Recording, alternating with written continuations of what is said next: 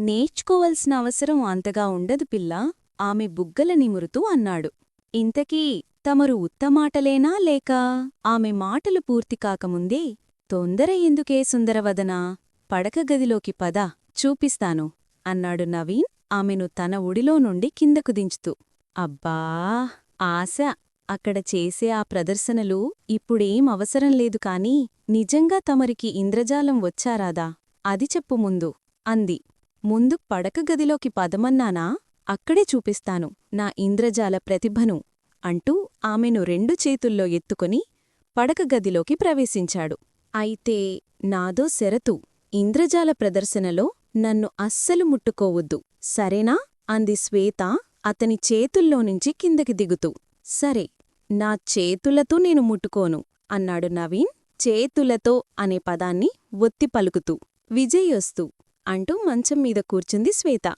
మంచంమీద కూర్చుని తన వైపు ఆసక్తిగా చూస్తున్న భార్యతో ఓయ్ పిల్లా నేను చెయ్యబోయే ఇంద్రజాలం పేరు లేత పసుపు రంగును ఎరుపు రంగులోకి మార్చడం చూస్తూ ఉండు అంటూనే తన జేబులోనుంచి చేతురుమాలును బయటకు తీశాడు నవీన్.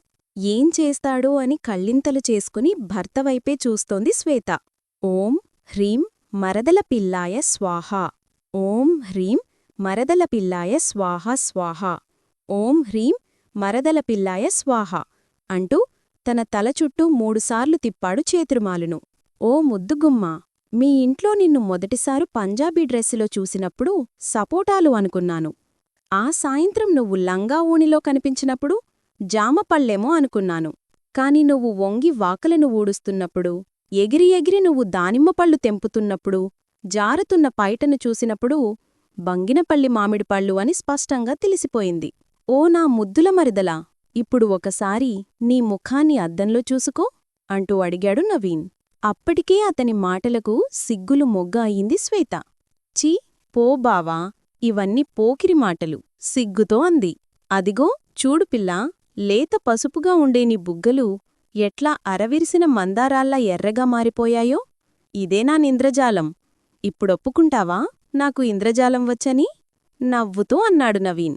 వే వే వే ఇదొక ఇంద్రజాలమేనా వెక్కిరిస్తోంది శ్వేత.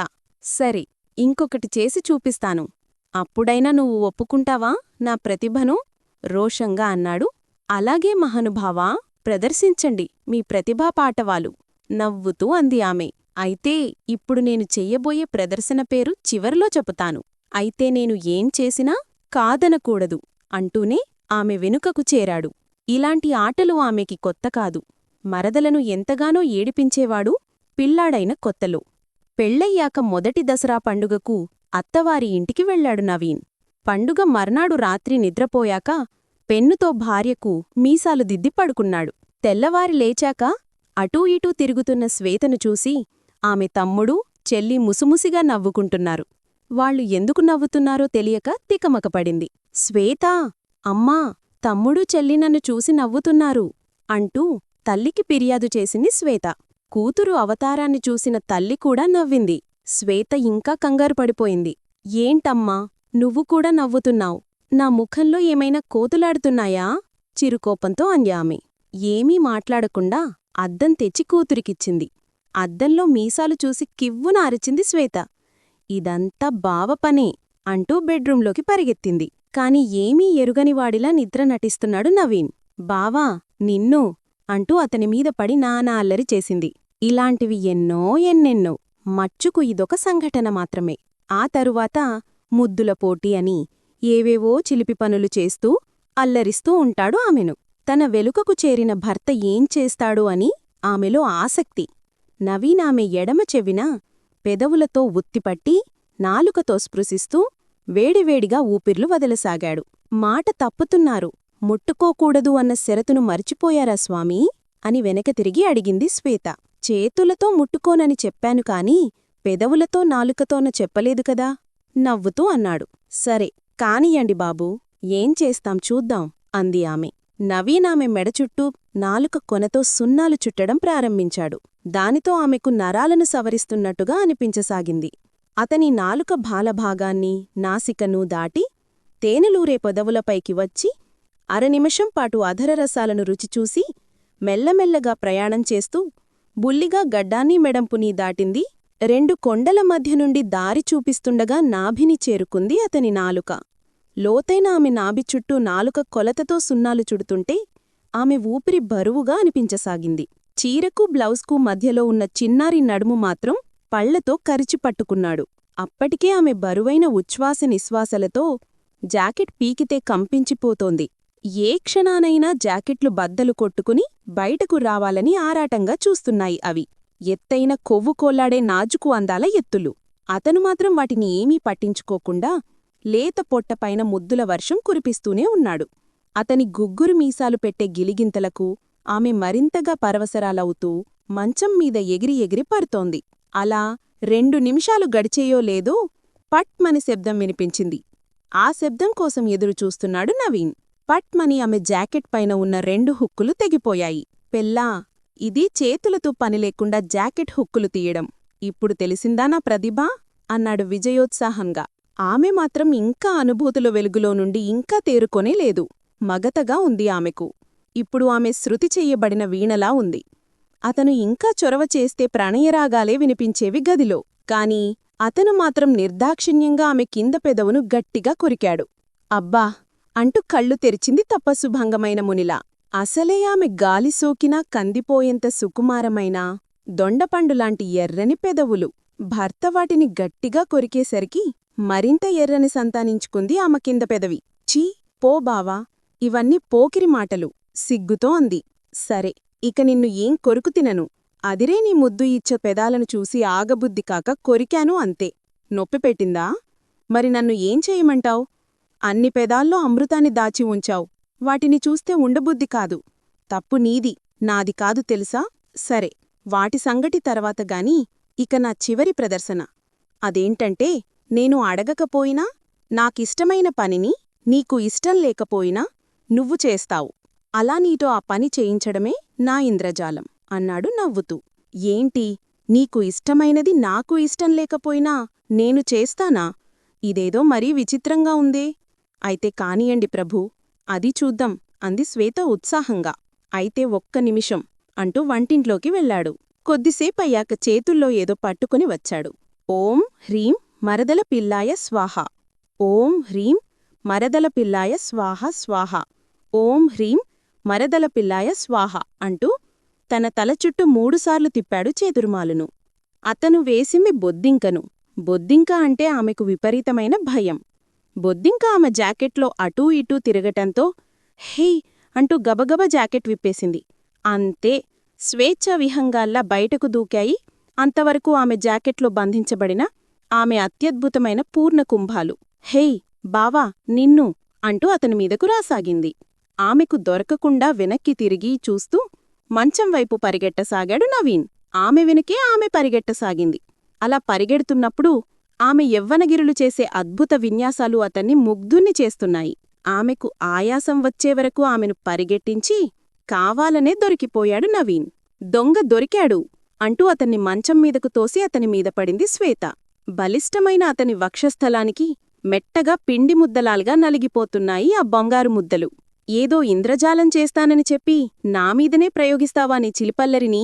అంది శ్వేత అతని గుగ్గురు మీసాలను పెదవులతో పట్టిలాగుతూ. నీమీద కాకపోతే ఆ పక్కింటి అమ్మాయి మీద ప్రయోగించమంటావా? ఉడికించాడు ఆమెను. ప్రయోగించడం కాదు, చూస్తేనే చంపేస్తాను కూపంగా అంది ఆమె. ఎలా?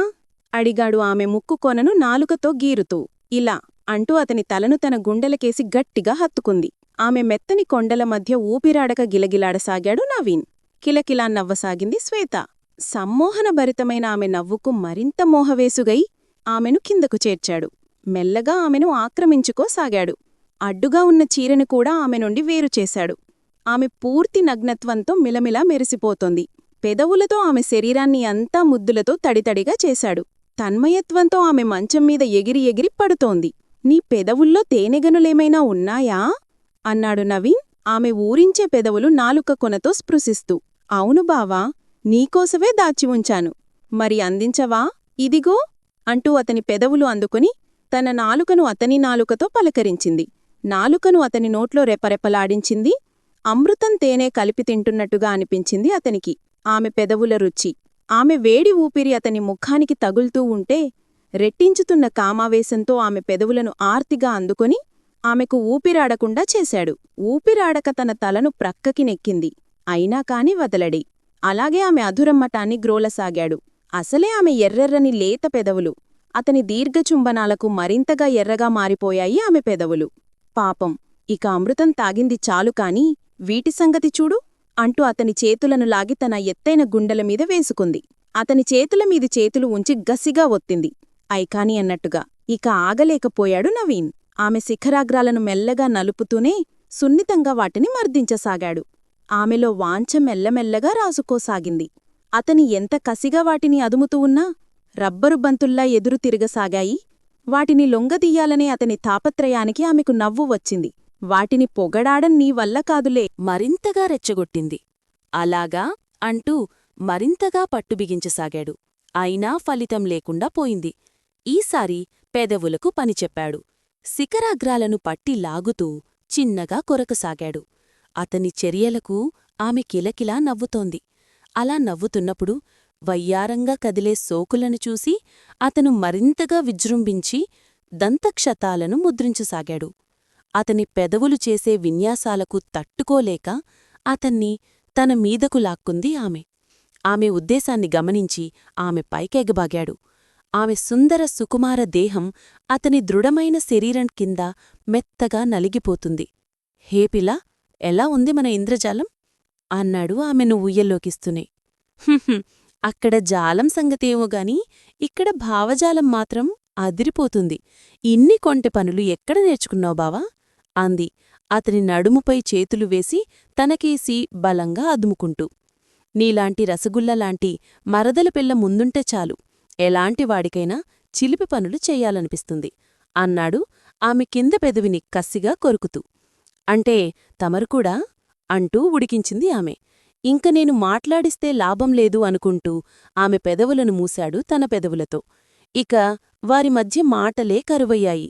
జంటపాముల్లా ఒకరినొకరు అల్లుకుంటూ, హత్తుకుంటూ, గిల్లుకుంటూ, కొరుక్కుంటూ, కిందా మీదా దొర్లుతూ వివిధ భంగిమలతో సాగిపోతున్న వారి శృంగారకేలి చూడలేక సిగ్గుపడి తొందరగా తన డ్యూటీని చందమామకి అప్పజెప్పి పడమటి ఇంట్లో దాక్కున్నాడు సూర్యుడు.